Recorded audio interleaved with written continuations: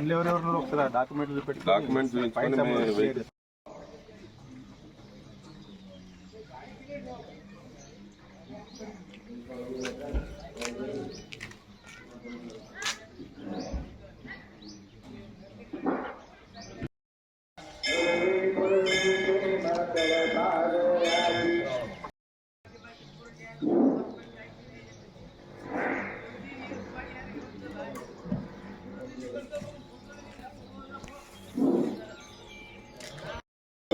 ఎందుకంటే మనం ప్రతిదీ కొత్తది ఎత్తుకోవాలి. సైబర్ క్రైమ్ అంటే ఇవాళ ఉండేది రేపు ఉండదు, రేపు ఉండేది ఎల్లుండి ఉండదు. వాడంటే ప్రతిరోజు ఆలోచిస్తాడు.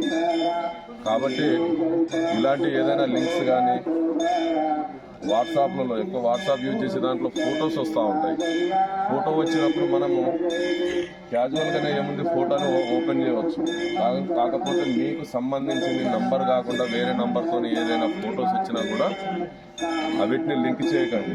లింక్ చేయడం వల్ల ఏమవుతుందంటే మీకు సంబంధించిన డాటా వాళ్ళ యొక్క కన్సెంట్ పర్సన్ ఎవరు మనం చీట్ చేయడానికి రెడీగా ఉన్నారో వాళ్ళ దగ్గరికి వెళ్ళిపోతుంది. మనకు సంబంధించిన మొత్తం మెసేజ్ వెళ్ళిపోతూ ఉంటుంది. ఇలాంటి కొన్ని మోసాలు జరుగుతూ ఉంటాయి. విలేజ్లో ఇంకా ఊరు తిరగడానికి వస్తూ ఉంటారు. మన విలేజ్ కల్చర్ కాబట్టి విలేజ్లో ఊరికి నేను ఇది చేస్తా అది చేస్తా.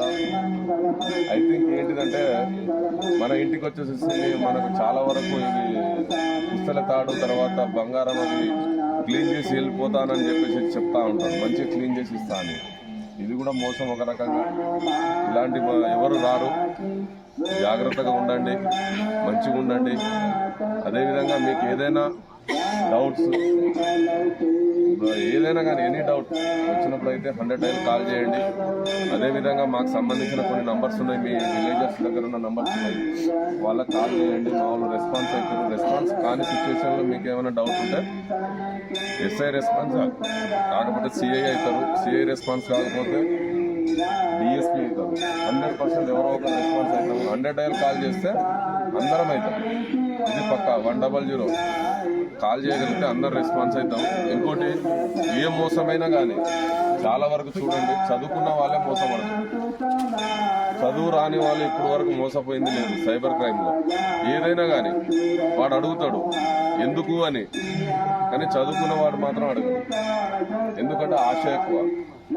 అర్థమైందా? చదువుకున్నోడికి ఆశ ఎక్కువ. ఇంకా డబ్బులు బాగున్నోళ్ళే ఏం చేస్తారంటే 1,00,000కు 2 లక్షలు ఇస్తామని చెప్పుడుతోనే ఎక్కువ ఆశపడి డబ్బులు పెడుతున్నారు. ఇప్పటివరకు మాకు వచ్చిన క్రైమ్స్ అన్ని చూడగలిగితే మ్యాక్సిమం చదువుకున్న పిల్లలే.